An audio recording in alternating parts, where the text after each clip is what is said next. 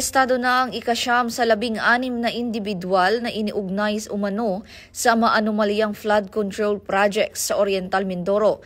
Ito ay ayon sa kumpirmasyon ng Criminal Investigation and Detection Group nitong Miyerkules. Kinilala ang suspect na si alias Mon, ang officer in charge ng Planning and Design Division ng Department of Public Works and Highways, Mimaropa.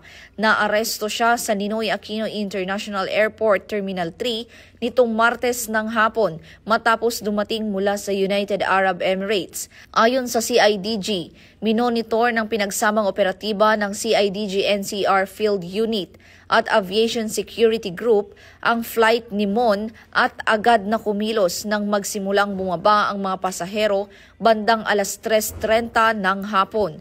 Nagpositibo ang pagkakakilanlan ni alias Mon sa pamamagitan ng kanyang government-issued ID bago siya formal na dinala sa kustodiya ng otoridad. Patuloy namang tinutugis ng CIDG ang natitirang mga individual na sangkot umano sa anomalya upang maisulong ang pananagutan sa batas.